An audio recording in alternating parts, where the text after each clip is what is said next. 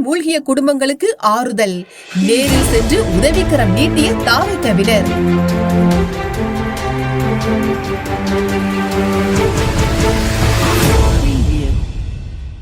மயிலாடுதுறை மாவட்டம் சீர்காழி அடுத்த திருமுல்லை வாசல் அண்ணாநகர் பகுதியைச் சேர்ந்த அன்சாரி என்பவர் அவருக்கு சொந்தமான காளிமனையில் நேற்று மாலை செடி கொடிகள் குப்பைகளை தீயிட்டு கொளுத்தியுள்ளார்.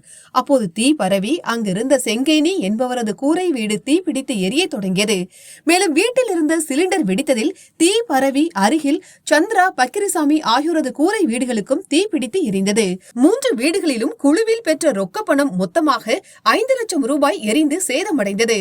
மேலும் வீட்டில் இருந்து 5 சவரன் தங்க நகைகள் மற்றும் வீட்டு உபயோக பொருட்கள் என அனைத்தும் தீயில் எரிந்து சேதமடைந்தது. இதுகுறித்து தகவல் அறிந்து சீர்காழி தீயணைப்பு நிலைய வீரர்கள் விரைந்து சென்று தீயை கட்டுப்படுத்தி அணைத்தனர். அதற்குள் 3 வீடுகளும் முற்றிலும் எரிந்து சேதமானது. சிலிண்டர் வெடித்ததில் வீடுகளில் உள்ள சுவர்கள் இடிந்து கீழே விழுந்து தரைமட்டமாகின.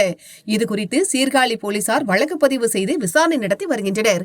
இந்நிலையில் இது தொடர்பாக தகவல் அறிந்த தாவேக மயிலாடுதுறை மாவட்ட செயலாளர் குட்டி கோபி உத்தரவின் பேரில் கொள்ளிடம் கிழக்கு ஒன்றிய துணை செயலாளர் பிரேம்குமார் உள்ளிட்ட கட்சி நிர்வாகிகள் ஏற்பாட்டில் 25 கிலோ அரிசி, காய்கறி, போர்வை, தலையணை, பாய் உள்ளிட்ட நிவாரண பொருட்களை மாவட்ட செயலாளர் குட்டி கோபி நேரில் சென்று வழங்கி ஆறுதல் கூறினார். மேலும் அவர்கள் தற்காலிகமாக தங்குவதற்கான இடம் அருகில் ஏற்பாடு செய்ய கட்சி தொண்டர்களுக்கு அறிவுறுத்தினார். வீடு எரிந்து பாதிப்புக்கு உள்ளான சாந்தி என்பவருடைய மகள் பிரசவத்திற்கு நிதியுதவியும் வழங்கினார். தொடர்ந்து தமிழக அரசு வீடு கட்டும் திட்டம் அறிவித்த பிறகு அவர்களுக்கு முன்னுரிமை அளித்து வீடு கட்டுவதற்கான ஆணை வழங்க ஏற்பாடு செய்ய உள்ளதாகவும் தெரிவித்து சென்றார். அப்புறம் தளபதி ஆர்டர் போடுறப்ப உங்களுக்கு நம்ம பண்ணி கொடுக்குறோம். கவலைப்படாதீங்க, அவசியம் செய்யணும், நம்புங்க. ஏன் சொல்றேன், வீடு இந்த தாசில்தார்கிட்ட பேசிட்டேன். வீடு வந்து அப்புறம் தளபதி போட அறிவிக்கும் போது நான் வீடு போட்டு கவலைப்படாதீங்க.